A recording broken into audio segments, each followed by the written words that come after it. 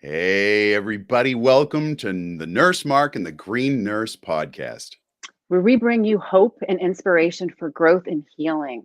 And we are here to change the dialogue and stigma around what it means to feel good or be high. Hence the H for hope, I for inspiration, G for growth, and H for healing. Now, listen, we often talk about things that people just don't want to talk about, but they're important. We really need to talk about them because that's how we get rid of the stigma. And here we are providing healing. Yes, absolutely. And so 2021 has been the year of the nurse, and we've been highlighting and illuminating cannabis nurses as well as health and wellness professionals who are eliminating the box that says you must think outside the box when it comes to using plant medicine and other entheogens for healing. We are truly in revolutionary times where we're changing how we approach and take care of patients and work in our communities. And listen, Sherry, we don't all wake up one day and say, hey, you know what? I'm going to get into this cannabis space. I'm going to start to talk about cannabis. I mean, usually there's a compelling story that goes along with the plunge. So what makes someone enter into the cannabis space, even just to talk about it or write about it? Sherry, introduce our guest. Oh, goodness. I never thought you would. I'm so excited. I can't even tell you. So here we go. We have Chris Kilham. He is the medicine hunter, author, educator, and founder of Medicine Hunter Incorporated. He has conducted ethnobotanical research in over 45 countries and works with companies to develop sustainable, traditional plant-based food and medicinal products, among them including ashwagandha, kava, maca, rhodiola, I can't say the other one, tamanu oil, cat's claw, and dragon's blood. Chris also works to bridge worlds, sharing information about diverse cultures through presentations and media. He has given thousands of presentations around the globe. The New York Times dubbed Chris as part David Attenborough and part Indiana Jones. Ooh. For more than 50 years, Chris has explored cannabis in its psychoactive and non-psychoactive forms. Since 1971, Chris has taught yoga and meditation and has spoken at various yoga conferences and gatherings. He is the author of 15 books. His yoga titles include the international bestseller, The 5 Tibetans, published in 28 languages. The Lotus and the Bud, Cannabis, Consciousness, and Yoga Practice is the newest book. He is the founder of True Kundalini System of Yoga. I'm just going to keep going on and on. Go, baby. I know, it's so exciting. You're just an awesome guest. Chris has appeared, listen to this one. Chris has appeared on over 2,000 print and broadcast features worldwide, including the New York Times, ABC News Nightlife, Newsweek, CNN, The Dr. Oz Show, NBC Nightly News, Good Morning America, ABC, 2020, Psychology Today, Playboy, Vice, Prevention Magazine, Oprah and Friends, and many others. And the Green Nurse, Nurse Mark. And the Green Nurse, exactly, we do. It's like the pinnacle of his career. Okay, go ahead. Exactly. So tonight we're going to journey with the medicine hunter to learn about what propelled him into the world of plant medicines and to support the new release of his book, The Lotus, the Bud, Cannabis, Consciousness, and Yoga Practice. I said that horrible. The Lotus and the Bud, Cannabis, Consciousness, and Yoga Practice. So welcome, Chris. Really so happy to have you here. Well, thank you, Sherry. Thank you, Mark. That was a wonderful, wonderful welcome. And I appreciate all the goodness and obviously the positive vibes that you bring to what you're doing here. Mm-hmm. So much, Chris, here's the thing. What are we going to talk about in this hour that we have, hour or so, right? Because there's so it just seems like the bleak terrain. I mean, what could we possibly discuss? Oh, are you kidding me? It's quite the opposite. Where do we even begin with this? Like, oh my gosh, I have so many questions around the book. But Sherry, go ahead. You have some questions. Well, the big one that I have is, how did you acquire the name The Medicine Hunter? That's like a big one. Well, so it's the name of your business. Yeah, I'll make this part brief because we do have a lot of things that we can talk Yeah. about, and I know that we will. I travel around the world investigating medicinal plants and herbs and spices and superfoods and those types of things and cosmetic ingredients that exist in the wild. And I help to establish sustainable chains of trade, or to somehow improve or monitor or check out those chains of trade. And in doing so, I'm all over the world looking at basically at natural medicines. And I this work is really called ethnobotany, the study of the relationship between people and plants. If I go to a place like Vanuatu, South Pacific for kava, the inevitability is that to get anywhere with understanding that, you have to go deep into the culture. So, so in any case, I was trying to think of a name for what I do that would be, something I could, for one thing, I could really kind of own in a way. Not being like defensively proprietary or anything, but something that I could sort of define myself. And I had a book in my library at the time, and it was about exploring for natural, in this case, rainforest medicines. And it mentioned medicine hunters as just the list of people out there, investigating plants. And I thought, oh, that's it. And it's sort of like, kind of a little bit sort of American action hero-ish too, in a way. But the thing is that I figured everybody could kind of understand what it meant. Mm-hmm. So that's really how it happened. And I've been fortunate that, I've basically been able to live up to the title and do what the name implies. And it's been an amazing experience for me. Wow. That is amazing. Yet here you are. We talked about this before we got on. You're a Massachusetts guy. Like, we're all like Boston area born and bred. And here you are, you're traveling the world and you've spent time in so many different places. Oh my gosh. Yeah, but I got my first exposure to herbs at all on Beach and Harrison streets in Boston and Chinatown when I was a teenager.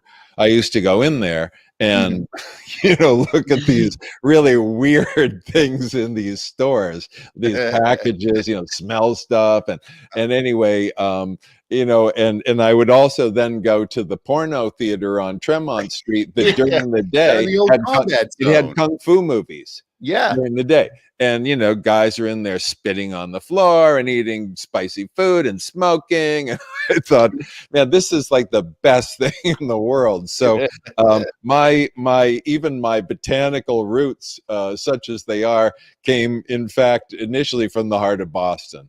There you go. Yeah. That's awesome. Oh, yeah. Yeah. So you cover that in your new book, The Lotus in the Bud. And I got to tell you, I ripped through it and I absolutely love this book because it brings, I love yoga and I get it, I got introduced to it in 1998 through a therapist that I was seeing. He said, listen, dude, you are so stressed. I just came back from Kripalu, which is out near where you are, right? Sure.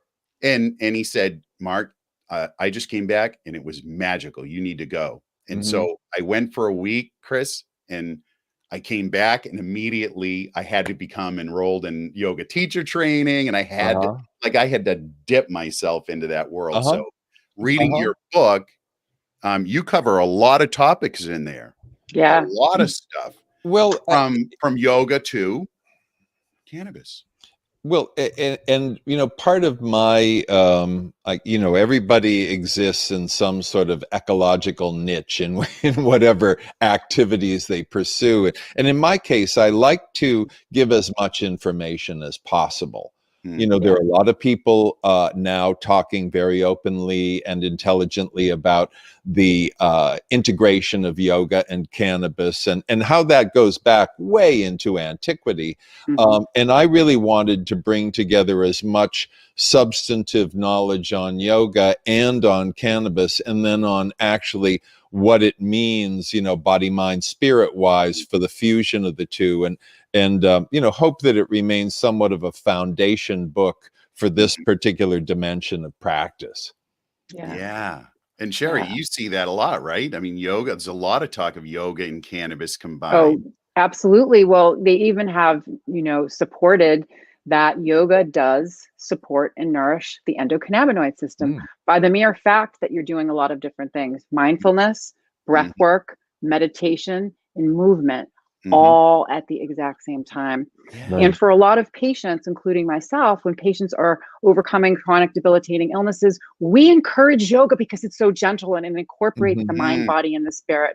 A lot of patients have, I don't know if I can get on the mat, the downward dog, the pigeon pose, the this, the that, and they feel self-conscious. So cannabis allows them to get into their body, to sink in, to feel, and to close off the outside world so they can engage in a practice that is going to support and nourish their endocannabinoid system. I can't even tell you, cannabis had allowed me to get on the floor and help me to evolve in that practice and do things that I never thought I could do, move the way I never thought I could move, and feel the way I never thought I could feel. So, well, yeah, that natural fusion. I mean, as you know, traditionally, mythologically, both of these come from the god Shiva, who's the king of the yogis and also the king of ganja, of cannabis.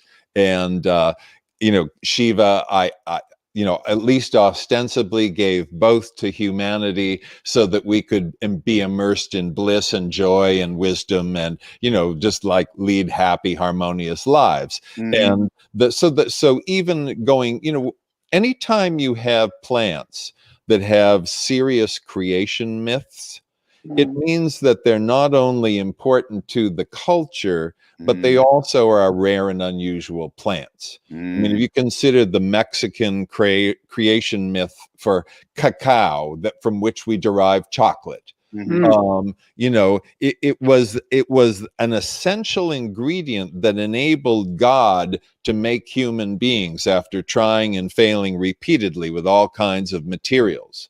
And so when you get that sort of creation myth, and in this case, ganja and Shiva, but you know that it's something of extreme value. With cacao now, we see, I don't want to launch into it too much, but life-saving benefits from chocolate. Absolutely off the charts.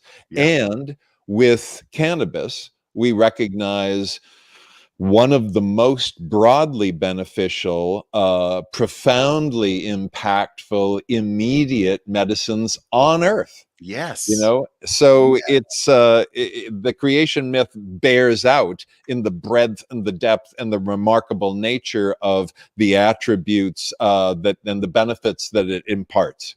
And I absolutely loved reading that because I had not heard that. I had the yoga background and I Patanjali and all of the yoga sutras and all of the history of that. And I never knew the connection for cannabis and yoga. And man, when you blew my mind when I read that, I was like, And now you expand on it, right? We don't have any creation legends about broccoli, unfortunately. And I love that. But no, and that doesn't mean that broccoli isn't very important. I just had some, actually. It's odd that you mentioned, I like of all the things, that's weird, actually. I mean, beets, kale, carrots, you mentioned broccoli, okay? It's like a psychic tune-in on my dinner. But no, I think when you get to certain plants that are just remarkable in their nature and impart benefits that are impressive and profound and often immediate, you pay attention to them and to the cultures from which they derive and the mythology around them and in this case, the spirituality that has built up as a matter of common practice in those regions of India, especially in the Indian Himalaya, where I've traveled wildly and widely. Like that, that's true. Definitely traveled wildly, but where the sacrament in all the temples is the local hashish, the charas, the hand rubbed hash, and it's just part of the worship of Shiva. I didn't know that. Ooh. Interesting. It's Ah. not bread and grape juice. There you No. go. No. No, but these are traditions that have been around for thousands and thousands of Yeah, years. yeah. So it's such a refreshing moment in time to be talking about, this medicinal, powerful plant in combination with this practice that is Practice. so very powerful. And Sherry, you Mhm. mentioned it, being in your body, right? Cannabis, you Yes. said, allows you to be in your body. And that's what yoga does as well. Like you're Yes. so connected in the Get in. moment. And you talk about that in your book, of course, about living in the now, which is, it's It's just, I great. talk Present, about that grounded, mindful. all Me the time. too. Me Yeah. too. One of my first experiences doing cannabis with yoga, there was a woman, if she's out there watching, she does what they call bang yoga. Okay. And I didn't know that bang was actually a cannabis infused drink, which is interesting. And she used to have these full moon yogi bang yoga ceremonies on the top of a building in Boston. So you Okay. could see the moon, you'd be on the roof, and we'd be doing yoga. It was really, really, really breathtaking, very cosmic at the same time as being grounding in your body. Well, and that, consuming the various types of bong drinks like you're talking about is it's a fairly widespread practice in India. And in fact, during the occasion Holi, which is a big holiday for them, Holi, that's the holiday where they throw pigments of different colors at each other. And, so they're covered in yellow and red and blue and all that.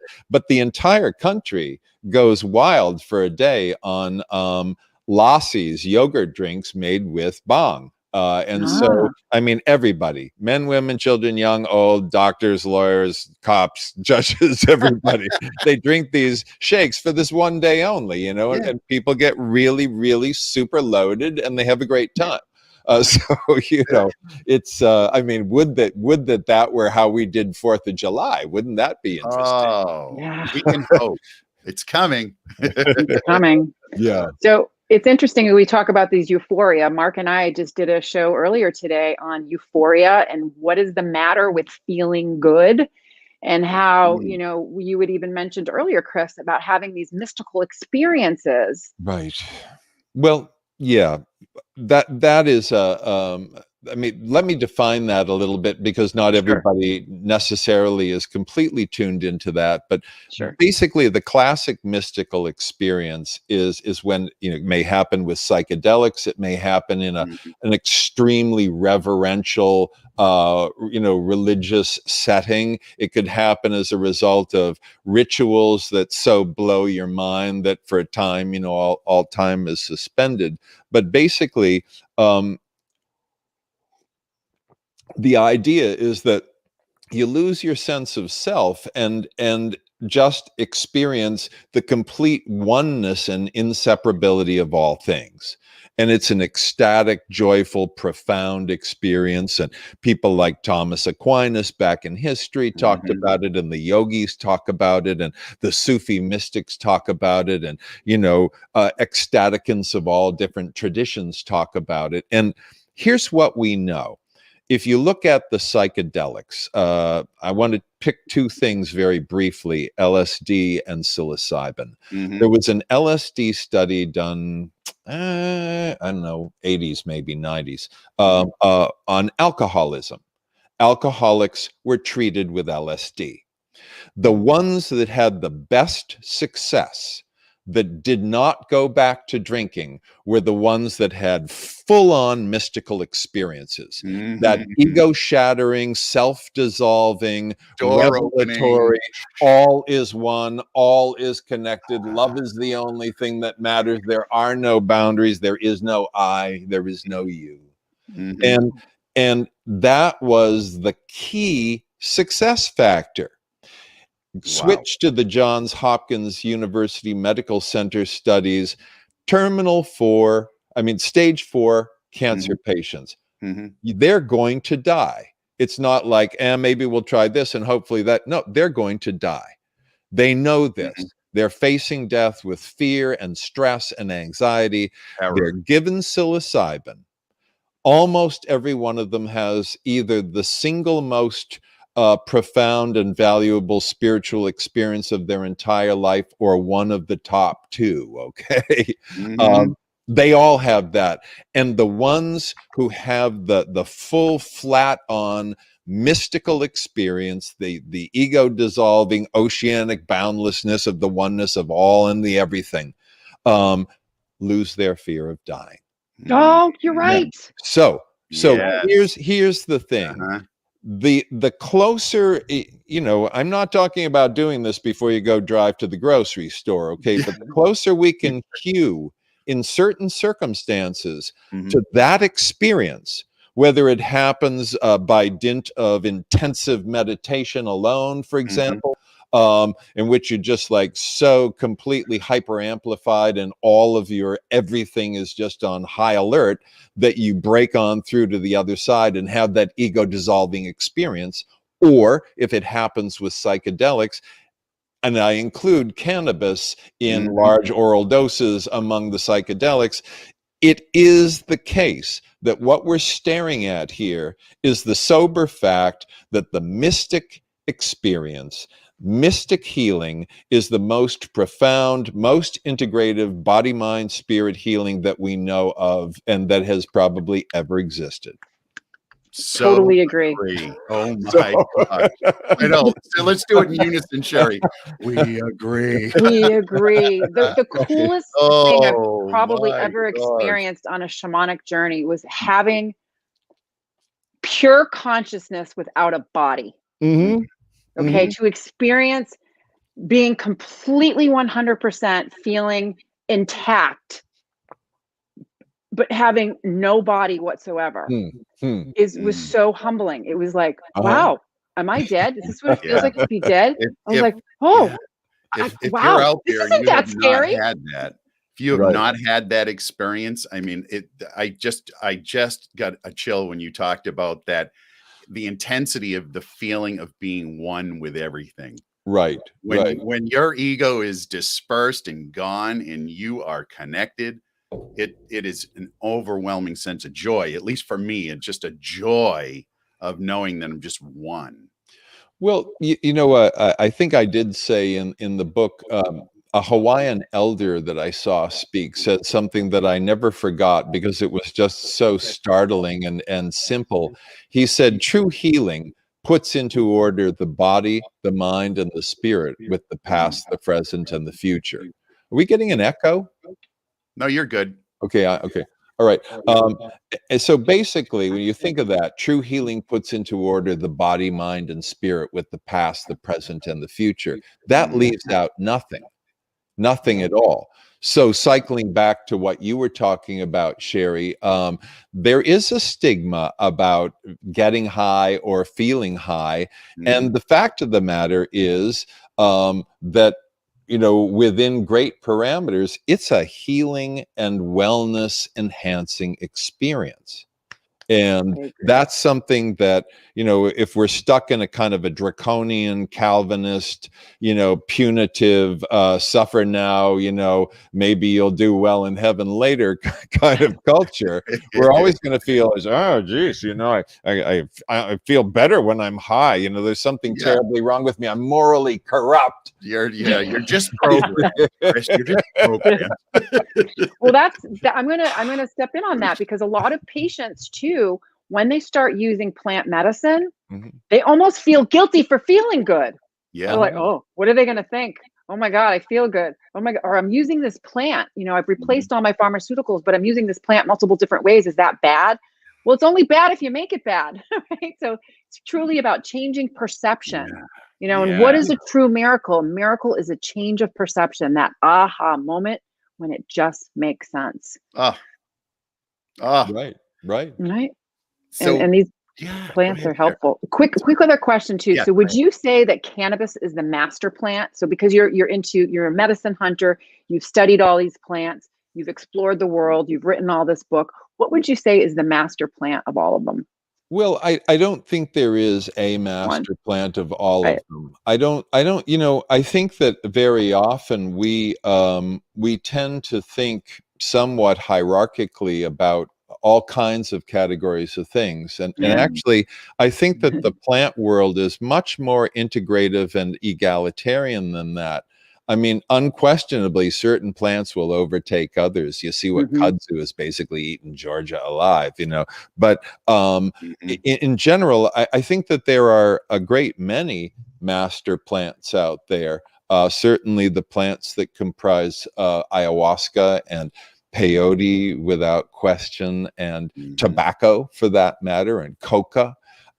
Cannabis is unquestionably a master plant. And what does that mean? You know, basically it means that it has an immensity of purpose, and by virtue of that, becomes so popular because somehow we get enlisted to bring it all over the world, that you recognize, wow, this is a profoundly influential plant. I mean, we don't do that with maqui berry, okay? Right. I mean, you know, I've studied it in southern Chile, but for the most part, you know, it remains there, okay? But cannabis has spread all around the world. I was 19 years ago, I was doing a research project in central southern Siberia. And as my friends and I set off from the city of Novosibirsk heading south, I started seeing in the countryside what looked to me like cannabis, but I thought at first couldn't possibly be, because there just couldn't be that much of it. It's got to be something else that looks like cannabis. But I asked them to stop, and I got out, and yes, it was cannabis, like for the next 1,000 miles. And it turns out that even though cannabis was a pan-Eurasian plant millions of years ago, when the Ice Age hit, which lasted, what, like 140,000 years or something, about 12,000 years ago, when the last Ice Age ended, cannabis re-emerged from its refuge in that area, and then dispersed again throughout the world.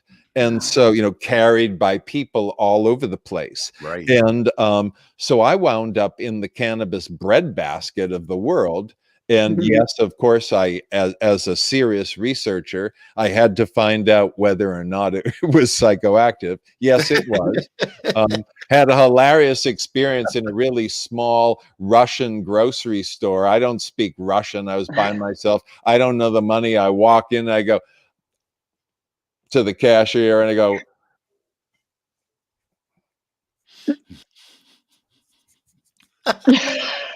and she goes, yes. And she reaches behind her and she hands me some rolling papers. And then I go,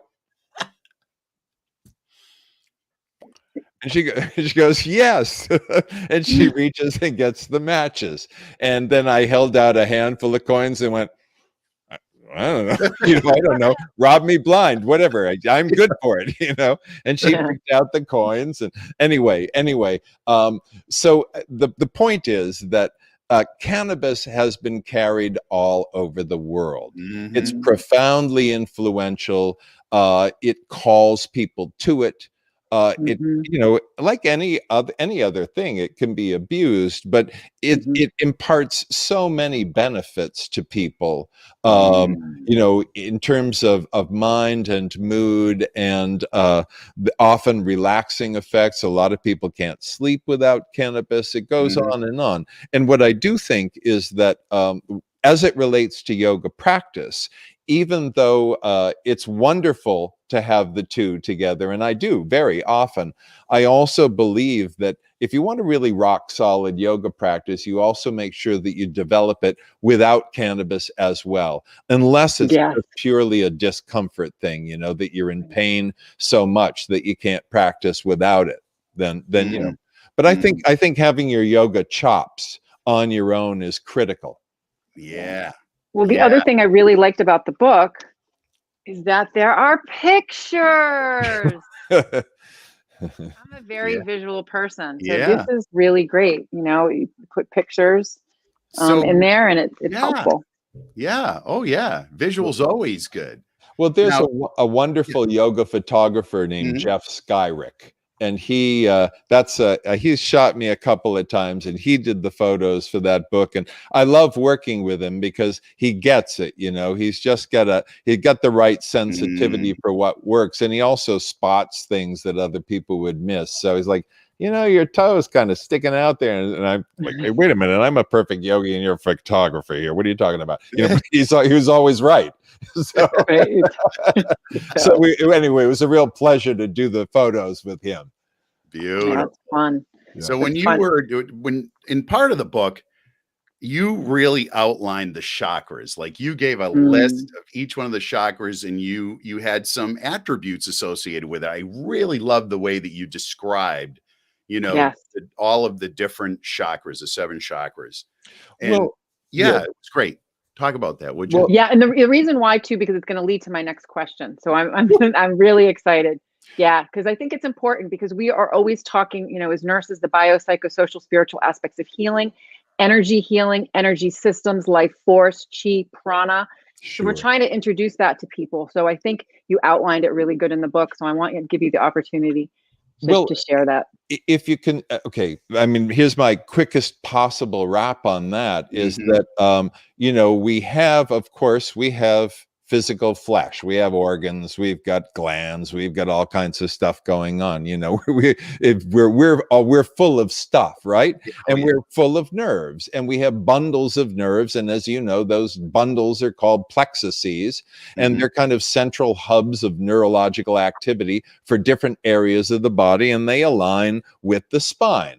And at the very same time that we have these physical bundles of nerves, like the solar plexus, for example, we also have the electrical activity of those centers. And the electrical activity is what we experience when we concentrate, when we focus, when we, meditate on the chakras. We're meditating on nerve plexuses. We're feeling electrical energy, real honest to God electricity. I found a reference for the amount of voltage that a neuron has.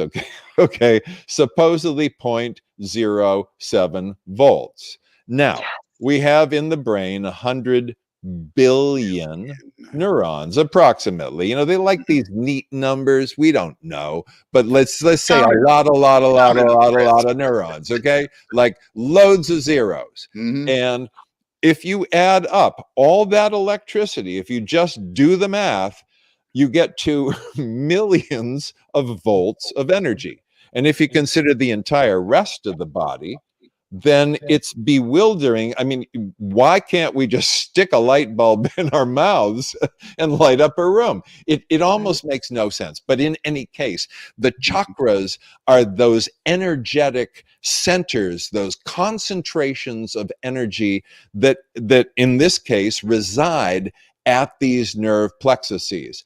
And as you do the various things that you do in yoga, whether you're practicing postures where you're releasing tension in the nerves, or you're sitting and you're breathing, and in doing so, relieving nervous tension as a result of the relaxation effect that comes from that, or whether you're meditating on the chakras and you get such command of that energy that you can actually modify what's going on in you, body, mind, and spirit. It all has to do with energy control, really. Well, I look at it as we've got a bioenergetic endocannabinoid system without saying it, but we do. So you think about it, when you just mentioned about the volts, the 0.70 volts. So if you think about a healthy cell, they've actually studied this. In energy healing, there's a machine called Healy. And so basically, when you're looking at cells, a healthy cell vibrates or has a voltage of that 0.70. And as if it gets injured, or as it gets older, if we're not taking care of our body, the voltage goes down, right? Right. So all of these different ways of, and why is the cell voltage important? Well, it's because the healthier the cell, the better the what do you call it? The permeability of nutrients going in and waste going out of the cell. So it's like, you have this ability to really 100% not only work on your endocannabinoid system, but your bioenergetic system, which compromises a large part of who we are. That whole thing, the vibes. right? Right, That's what they right. talk about. Those vibes are real. Yes, yes, Yeah. absolutely. And I would go as far as to say that the really accomplished yogis, and for that matter, the accomplished shamans, not only possess the ability to command their own energetic systems very, very well, but to connect with other people's energetic systems in profound, impactful, and Mm. ways that you can actually experience. I mean, I think that's one of the I've experienced with both some remarkably high yogis and lamas, um, profound energy coming from them, the phenomenon that they talk about as Shakti pot, the transference of Shakti, of primal energy. Mm. Very strong, very powerful. And also in shamanic ceremonies, mostly with ayahuasca, but not exclusively, in which the shamans, by virtue of tremendous training and practice, really do seem to be able to infiltrate your own energy field and work with that in ways that are healing and balancing, because you've asked them to.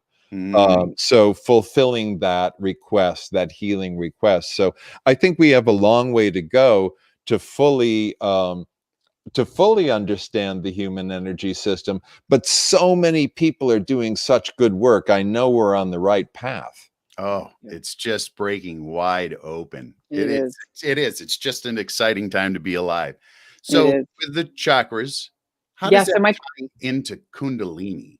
yes, the true Kundalini system of yoga and chakras. Yes. Well, basically, one of the aims, I mean, ultimately, the aim of yoga practice is to require no practice at all, just to dwell in truth, existence, knowledge, and bliss, and to radiate that and emanate that and be that in your life in all words, actions, and thoughts and deeds. But until such time, we practice. And one of the aims in yoga is to awaken the Kundalini energy. And Kundalini is a force that basically resides at the base of the spine. And when it's activated, it goes up through the central channel of energy that we know as the spinal cord, and that Mhm. the yogis refer to as sushumna, up into the brain. And that facilitates mystic experience, greater consciousness, awakenings of different kinds, and ultimately full realization. And there are a lot of traditional methods of Kundalini, and unfortunately, there are also a lot of bogus methods that have been taught in the US and Europe by bogus teachers. And so, Mhm. after having a kind of a healthy dose of some of the bogus stuff for a while, I went on a quest, you know, basically for decades, meeting yogis and sages and lamas and other people of different stripes, and assembling true practices with authentic, authentic practices Mhm. designated for the purpose of awakening and moving that Kundalini energy along. And so it's something that I've actually taught these methods here and there for many, many years at yoga conferences, but now I've really just sort of assembled them as a system that I call true Kundalini. Well, Mm. so for our new viewers, what would that feel like? What would the Kundalini feel like in their body physically? Well, it all depends on the Mhm. extent of it happening. I mean, it Yeah. could be, a warmth at the base of the spine, and a sense of warmth coming up through the spine that maybe kind of makes you want to elongate your posture, and you Mhm. sort of get a sense of expansion. Or it could be full blown, no holds barred Chinese New Year's fireworks in your brain for real.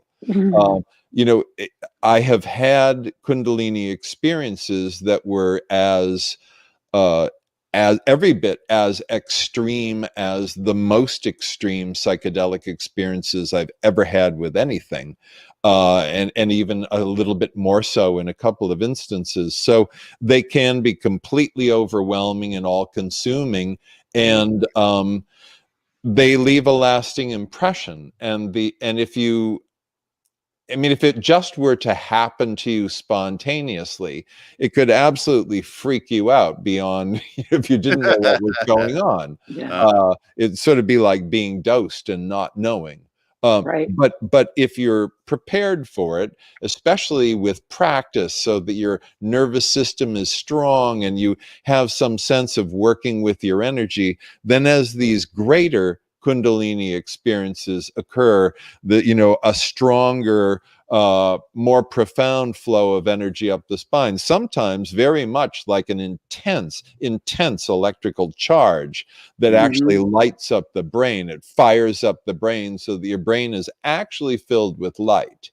That's something that you really do want to prepare yourself for, and that's part of the whole promise, if you will, of true Kundalini. Yeah. Yes, that's awesome. Thank you so much for explaining that. I have to tell you, I have to share. I had to develop a meditative practice to deal with lifelong depression, and it was not treated with any medication. So I was left high and dry. So I had to really cobble together exercise and yoga and meditation. And in the last 2 years, I got to tell you, when I meditate, there almost every time, as soon as I can quiet my mind, the second I'm in, I get that rush of energy, and it is the only thing I can equate it to. So maybe that you can understand how it feels. It's like an orgasm. Like I was just going to say that body, exact same thing. and I'm on fire. And I'll tell you, that really makes you want to meditate more. It does. Certainly. It does. Like we can entertain ourselves endlessly here. Endlessly. Just to work with consciousness, energy, movement, mindfulness, meditation, breath work to bring these ecstatic feelings to yourself. Right. Self-soothing, emotional regulation through different tools that is going to help us to reach new levels of consciousness. I'm blown away because Mark, that's the exact same thing. Feeling that it's like a weird, I'm like, ooh, what's going on? It does start down low. And so you're kind of like, Yeah. And then it just, and it starts to move its way up. And then when it reaches your heart, you're like, and the breath, and then, it flows out. It's like a full body orgasm. Every single part of your body vibrates. It's beautiful. I'm sorry, Sherry. You are so spot on. Oh my gosh, what a description. Chris, somebody has asked on the comments, where can they find an online Kundalini yoga instructor? Do you have any ideas? The problem is, I don't know is the truth. That's the easy answer. There's a lot of Kundalini yoga as taught by Yogi Bhajan, who's been pretty thoroughly discredited for, being a crook and a grifter. I spent years with the guy. So I wouldn't actually rely on that system. I don't know who to turn to. What I think is that if you have a good solid practice, whether it is, hatha yoga or ashtanga yoga or anusara yoga, and any of these systems, they're all pretty wonderful. And I think that if you go deeply into that practice, since they all wind up at the same place, if you also pay attention to and learn about Kundalini, that will be a sure and true and real and legitimate, A-class Kundalini yoga. Great point. Great point. Yeah. So cannabis, psychedelics, consciousness, paradigm shift. What are your thoughts on the future of healthcare with all of this? Well, I think that healthcare, healthcare has been reeling over the past bunch of decades from what has happened with people, turning to herbs, turning to other supplements, turning to acupuncture, turning to hypnosis, turning to meditation, turning to, kale smoothies, turning to you name it, in place of what they might otherwise have turned to. Look, I believe, as far as I can tell, we have either the greatest or one of the greatest countries in the world when it comes to trauma medicine. Hmm. I've been in hospitals in China and India and all kinds of places. I've toured them all over. And I tell you, if I got to wind up in a hospital, I want it to be here. Hmm. Yeah. That said, I think that our health care and our chronic care and the Mhm. care that people get for chronic and degenerative health problems is deplorable. And it's entirely pharma based, and it's Hmm. basically a drug dispensation system, and it makes no sense. And it's almost a cancer unto itself. And iatrogenic, deaths are like what, number 6. So, I Right. mean, it's just not a sound thing. And what's Mhm. happening now is people are rediscovering nature. But I think also we're discovering more about our inner nature. And if, for example, it really is the case that mental health can be furthered by having mystical experiences, Mhm. then as part of healthcare, it only makes sense to not only not to stigmatize that, but to support it.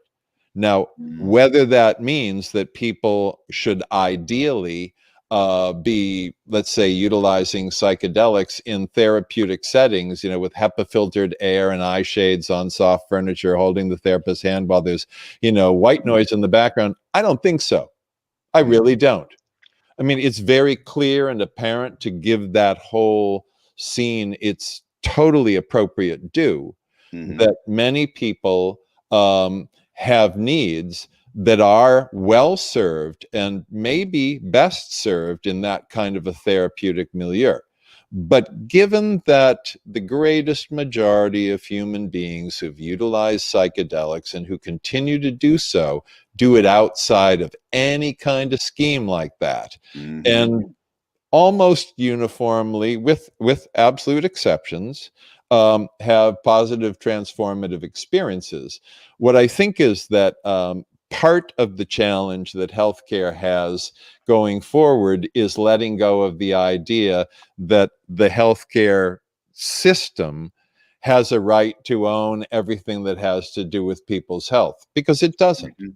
It just doesn't. It doesn't, but Um, it's built for profit, so yeah. there's that mentality built into it. We've got cannabis. Well, this is Massachusetts. We're all in Massachusetts. We've got dispensaries around. Okay, you go into the dispensaries. If you buy some cannabis, you notice in, like, you know what, the smallest possible type that I think exists on Earth, it'll say at the bottom, may not conform to pesticide standards. Now, on the one hand, I think it's wonderful that people who have previously not had access to cannabis at all can Mhm. walk into a store and buy it. I really do. But on the other hand, I think it's unfortunate that we have such perverse regs and such a weird system to begin with that, we can't just have somebody saying, oh, don't buy this shit here. You want to go to John down the street. He's growing organic ganja, and his wife Alice. That stuff will blow your mind, and it's as clean as the spring water, in Kentucky. And you're like, that's the ganja I want. Right. So I know I'm on a little bit of a tangent here, but I am It's a good one. kind of answering your question, sort of, almost, or skimming the perimeter. Mhm. So a lot of us grow our own.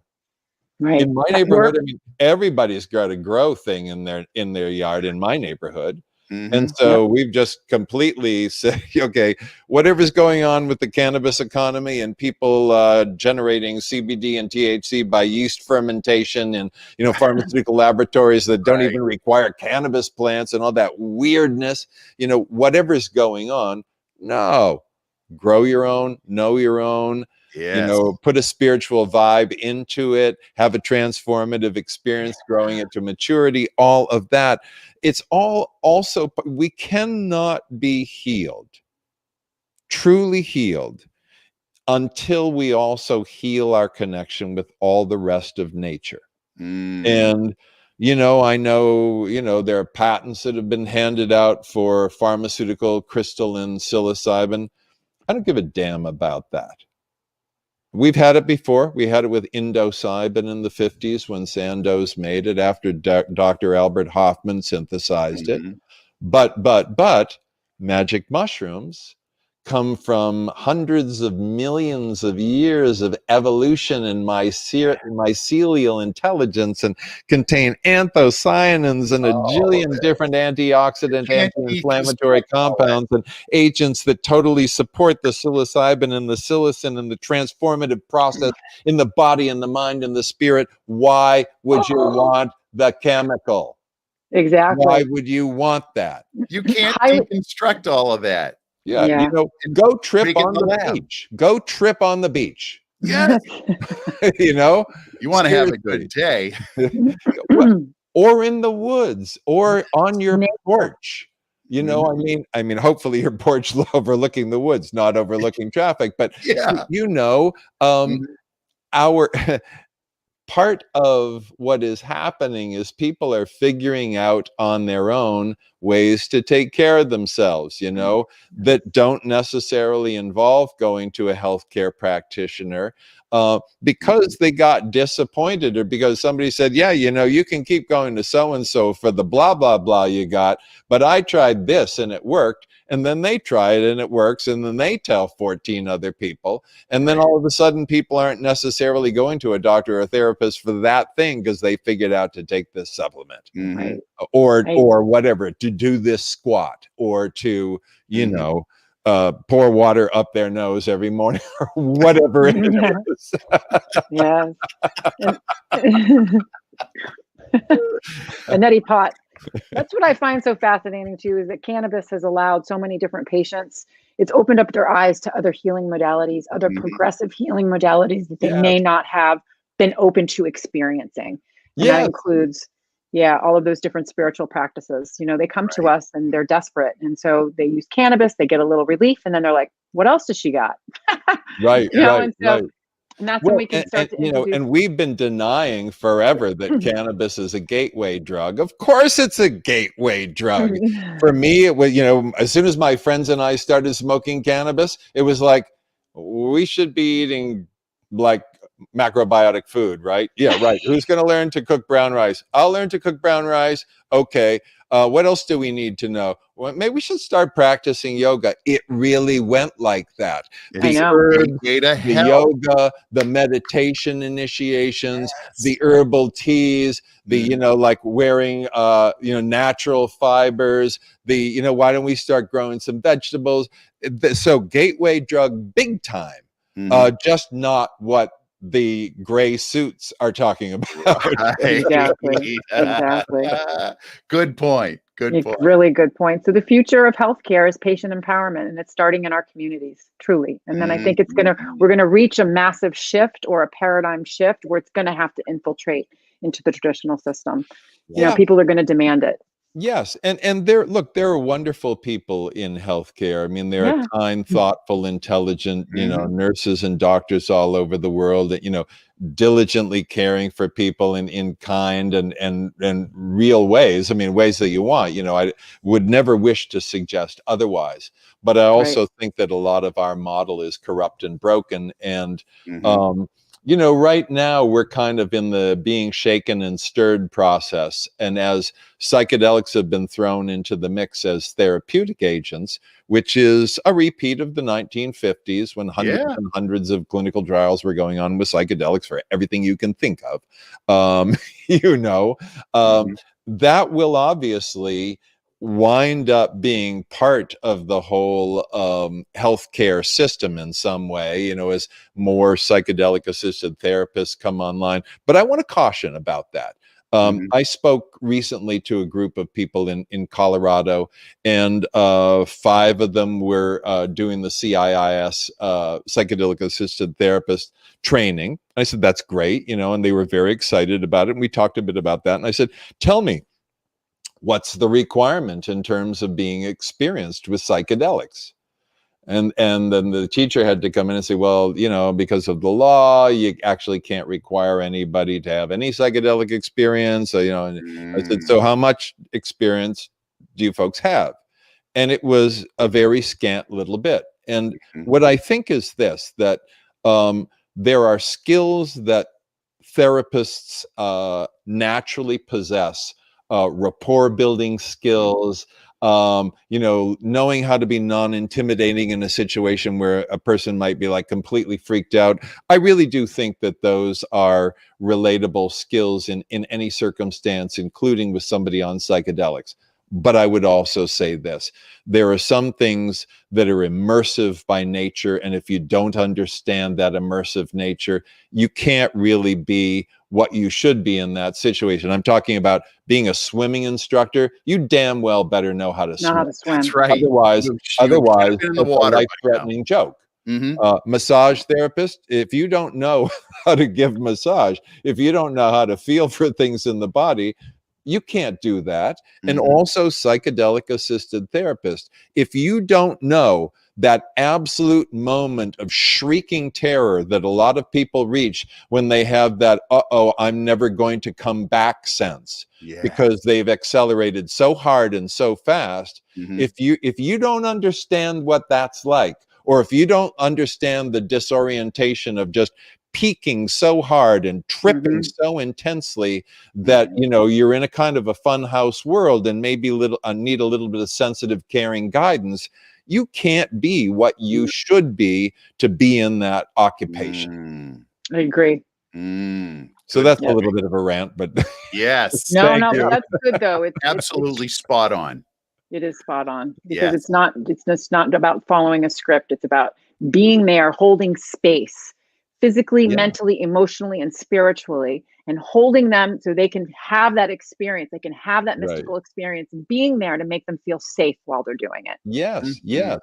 Yeah, you know, the mind is a, as Funny you know, thing. it's a remarkable, remarkable place. Mhm. And it is the case that we do connect with all other energies around us, and what we may experience as spirits or forces. You know, there's an amazing amount of stuff coming at us at all times. We're in this ocean of energy. We're never disconnected from energy. And whether you're practicing yoga and meditation, whether you're intelligently and thoughtfully utilizing psychedelics, which may in fact mean tripping on mushrooms on the beach and playing frisbee. I mean, it may mean exactly that. That may be the highest healing possible thing you can do at that time. Right. But whatever it is, you know, we're finding, I like to say that, you know, keep in mind that traditions, at some point, hundreds of years ago, somebody said, hey, why don't we try standing on our head and doing breath of fire? Okay. And then that Right. became a traditional method, let's say. We are creating new traditions according to the world in which we live, according to the demands of the times. If this were 200 years ago, anybody practicing yoga regularly would likely have been doing so in a monastic circumstance. Mhm. That's not what society requires right now. It requires us, like you, Sherry, and you, Mark, to be Mhm. active, to be out there communicating. For me, you know, to be traveling and connecting with people all over the world and trying to foster understanding between cultures. This is a time for action. And so we're creating the traditions that support that action. And, you know, for a lot of people, it's practicing yoga and meditating and eating natural foods and occasionally doing psychedelics and utilizing cannabis in their lives, and, you know, and kind of powering through the day that way, and hopefully also carving out a life that circumstantially naturally supports integration and harmony and wellness, if you're fortunate. Right. But we're creating new things all the time right now. And I think that, to circle back to the lotus in the bud, I think that now bringing the fusion of cannabis and yoga to the fore, it's just something that, even though it's been around for thousands of years, in a way its time has come. Yes. Because Time has that's come. what society needs today. We do. We are in the time of traumas and dramas. Yeah. Cannabis, plant medicine, and entheogens truly are adaptogens that help our bodies to adapt to stress, so we can live our best lives, you know, Right. really. Right. Do the best we can with what we have right here, right now. So this has been awesome. Where can everyone find your book?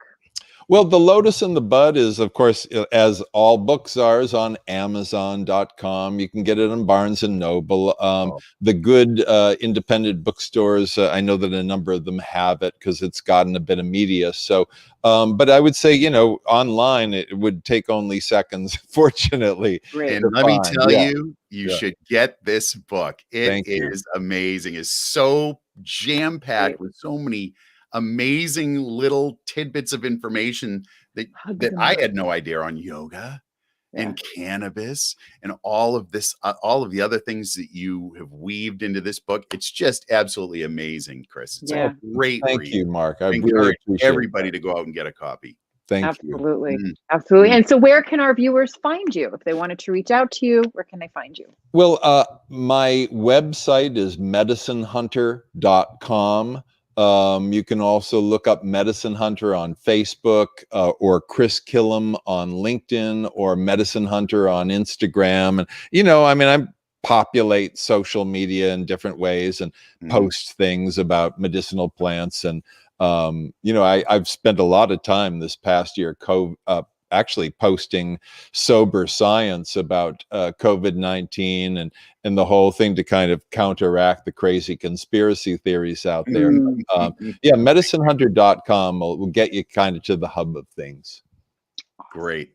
That's Fabulous. great. So we're hoping to have Chris come to the Green Nurse Farm for some events, maybe later this summer. He's not traveling the world. We're going to beg. We're going to plead. We're going to do whatever we can. I think it would be a wonderful idea. Do I have time for like a 90-second story? Yeah. Oh my God, you have time for as many stories as you want. So absolutely. I was in Peru with my wife in an ayahuasca ceremony with some amazing shamans and a bunch of people. And I had gone into this ceremony with the intention of really wanting to meet some of my plant spirit allies. These kinds of things are possible when you drink ayahuasca and you have a guided ceremony with a highly trained shaman. And this guy was pretty amazing. And so we were having this magnificent experience.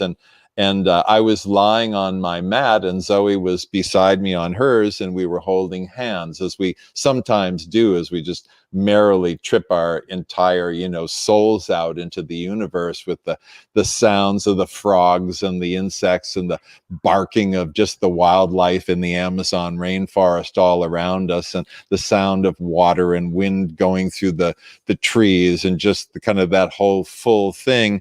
And the ayahuasca said to me, "So, would you like to see your plant spirit allies?" And I said, "Well, no, not right now, maybe later on." So, we're lying there in bliss and love, and the love, just the ecstatic sense of being in this ocean of love. It's just growing and growing.